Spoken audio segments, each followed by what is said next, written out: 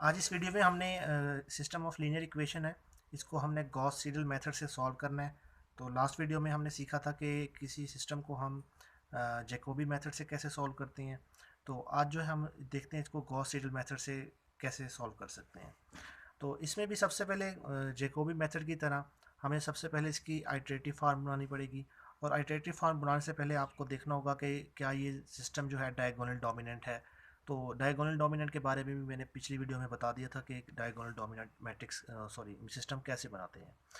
तो बहरहाल इसको हम सॉल्व करते हैं। अब ये डायगोनल डोमिनेंट फॉर्म में है। तो यहाँ से x जो है वो इक्वल आएगा 1/20 into 17 minus Y plus 2z। y is equal to 1/20 into minus 18 minus 20y minus 3x plus z, and z is equal to 1/20 into 25 minus 2x plus 3y। ये हमने फर्स्ट इक्वेशन से x को अलग किया है। तो यहाँ से 17 माइनस वाई प्लस 2z, ये दूसरी साइड पर जाकर इनकी साइन चेंज हो जाएंगे और 20 इधर आकर डिवाइड हो जाएगा। इसी तरह यहाँ से y को अलग किया और यहाँ से z को अलग करके ये सिस्टम हमने बना लिया। अब हमने इसकी आइटरेटिव फॉर्म देखनी है। इसकी आइटरेटिव फॉर्म जो है वो क्या होगी।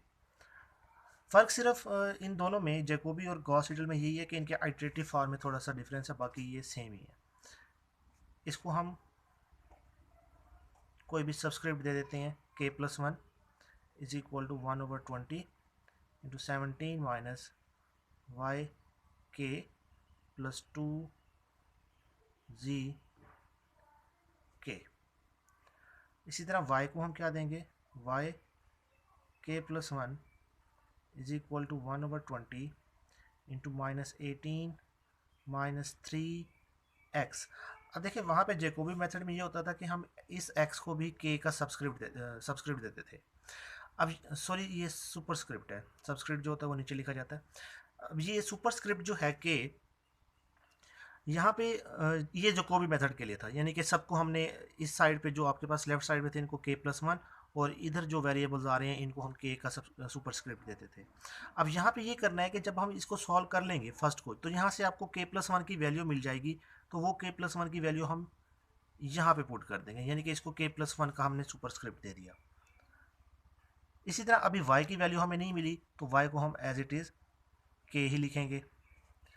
इसी तरह नेक्स्ट z k+1, ये क्या आएगा 1/20 इंटू 25 माइनस 2x। अब x आप यहाँ से फाइंड कर लेंगे तो इसको k+1 और प्लस 3y k+1, क्योंकि y k+1 की वैल्यू आपको यहाँ से मिल जाएगी। तो अब अगर ये जैकोबी मेथड होता तो यहाँ पे k, यहाँ पे k, ये भी k होता, ये भी k, यहाँ पे भी इसको k देते और इसको भी k देते। लेकिन हमने यहाँ पे इसको x को k+1 इसलिए दिया कि हमें यहाँ से k+1 की वैल्यू मिल जाएगी, तो वो डायरेक्ट ये वैल्यू हम यहाँ यूज़ करेंगे। इस तरह यहाँ से हमें y की मिलेगी और ये यहाँ यूज़ करेंगे।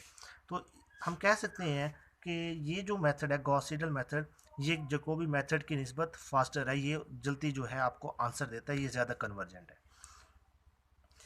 अब यहाँ पे हमें इनिशियल गैस दिया जाता है। कुछ क्वेश्चन होते हैं जिनमें इनिशियल गैस नहीं दिया जाता और कुछ होंगे जिसमें आपको इनिशियल गैस दिया जाएगा। तो अगर आपको इनिशियल गैस नहीं गिवन तो आप खुद से लेट कर लें x0 y0 and z0 is equal to 1। अब यहाँ पे हम इसको सॉल्व करना स्टार्ट करते हैं। अब इस सिस्टम में ये जो आपके पास सिस्टम है इसमें हम k की वैल्यू 0 से स्टार्ट करेंगे। जब k की वैल्यू 0 पुट करेंगे तो आपके पास सिस्टम क्या आएगा x1, यहाँ पे k की वैल्यू जब हम 0 पुट करेंगे is equal to 1/20 into 17 minus y0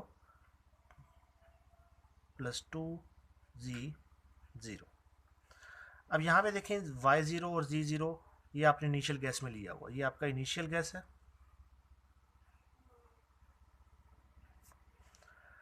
तो इसको आप डिवाइड करेंगे तो यहाँ से डिवाइड करने से जो आपके पास आंसर आ रहा है वो आ रहा है 0.85। ये मैंने सॉल्व करके रखे हुए हैं पहले, तो मैं डायरेक्ट वैल्यूज़ के आंसर लिखूंगा। अब इसमें एक चीज़ तो ये भी है कि आपने अपना कैलकुलेटर भी फिक्स रखना है। कैलकुलेटर फिक्स करने से मुराद ये कि आपने डेसिमल प्लेसेस जो हैं वो 3 4 जितने भी रखें। तो इसमें मैंने 4 प्लेसेस तक रखा हुआ है। y1। अब ये सेकेंड इक्वेशन जो इसकी है, इसमें ये क्या आएगा 1/20 इंटू -18 -3। अब देखें अगर ये जैकोबी मेथड होता तो यहाँ पे x की पावर x की जो सुपरस्क्रिप्ट था वो k था, तो हम यहाँ पे 0 पुट करते और यहाँ पे भी 0। तो यहाँ से यानी कि ये 0 हो जाता, ये 0, तो x सिर्फ y1 की आपको वैल्यू मिल जाती। अब यहाँ पे हमें xk+1 की वैल्यू मिल गई है, तो हम ये वैल्यू अब यहाँ पे यूज़ कर लेंगे। इसलिए ये जो मेथड है ये थोड़ा फास्टर है जैकोबी मेथड की निस्बत। Plus z0। अब ये वैल्यू जो है ये किसकी है, ये मैंने x1 की वैल्यू ली है, क्योंकि जब मैंने k की वैल्यू 0 पुट की तो यहाँ पे x1 हो जाना था, तो x1 की वैल्यू मैंने 0.85 यहाँ से ये पुट कर दी। तो इसको जब हम कैलकुलेट करते हैं तो ये आपके पास आता है -1.0275। इसी तरह z1 क्या आएगा 1/20 इंटू 25 माइनस 2। अब x की पावर यहाँ पे, सॉरी पावर नहीं है ये ऑर्डर है, x का ऑर्डर यहाँ पे क्या होगा 1 होगा जब k को 0 पुट करेंगे। तो x1, चलिए अभी मैं ऐसे लिख देता हूँ, +3y, ये भी 1।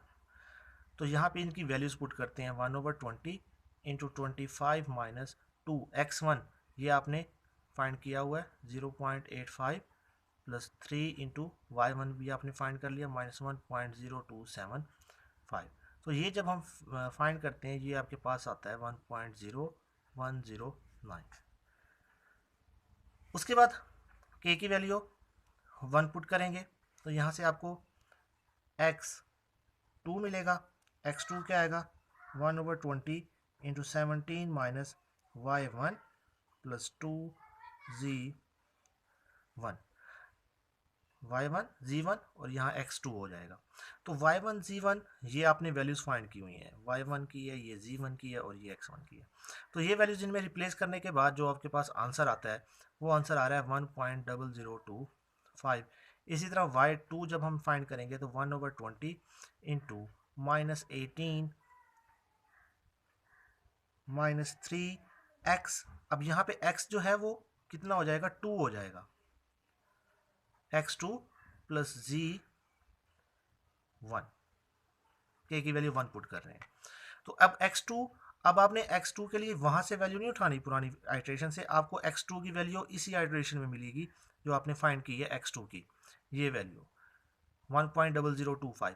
तो ये वैल्यू इसमें रिप्लेस करेंगे और z1 की वैल्यू हमें जो फर्स्ट आइट्रेशन की थी वहाँ से मिल जाएगी। तो जब ये हम कैलकुलेट करते हैं तो ये आपके पास आती है -0.9998। उसके बाद z2 यहाँ पे, तो ये आएगा 1/20 into 25 minus 2x2 plus 3y2। अब x2 और y2 ये आपने अभी फाइंड किए हैं, ये इसमें रिप्लेस करेंगे। तो ये वैल्यूज़ आप इसमें पुट करें और जब इसको आप कैलकुलेट करते हैं तो आपके पास आंसर आता है 0.9497। अब ये वैल्यूज़ आप लोग खुद पुट कर सकते हैं। 25 माइनस 2 इंटू x2 क्या आया आपके पास 1.0025। सिर्फ मैं इनके ये वेरिएबल्स लिख रहा हूँ, मैं इनकी वैल्यूज़ पुट नहीं कर रहा ताकि वीडियो ज़्यादा लंबी ना हो जाए। y2 क्या आया था ये -0.998। तो इसको जब आप सॉल्व करते हैं तो आपको ये वैल्यू मिलती है 0.9497। तो x2 की वैल्यू भी मिल गई, y2 की भी मिल गई और z2 की भी मिल गई। उसके बाद अब आपको चलते हैं तीसरी आइट्रेशन की तरफ। अब थर्ड आइट्रेशन में हम x की वैल्यू k की वैल्यू 2 पुट करेंगे। तो अब इसमें x की वैल्यू 2 पुट करती हैं, इसी में x3 is equal to 1/20 into 17 minus y2 plus 2z2। अब y2 क्या आपके पास, ये y2 आपने फाइंड किया था और z2 ये आपने फाइंड किया हुआ है। तो इनमें वैल्यूज़ रिप्लेस कर दें, कैलकुलेटर करें, तो आपके पास ये जो आ रहा है ये आ रहा है 0.9950। इसी तरह y3 क्या आएगा 1/20 इंटू -18 -3x, 3x k + 1 है और प्लस z2। अब x3 की वैल्यू ये आपने अभी फाइंड की है, ये यहाँ पुट करेंगे और z2 की वैल्यू यहाँ से आपको मिलेगी।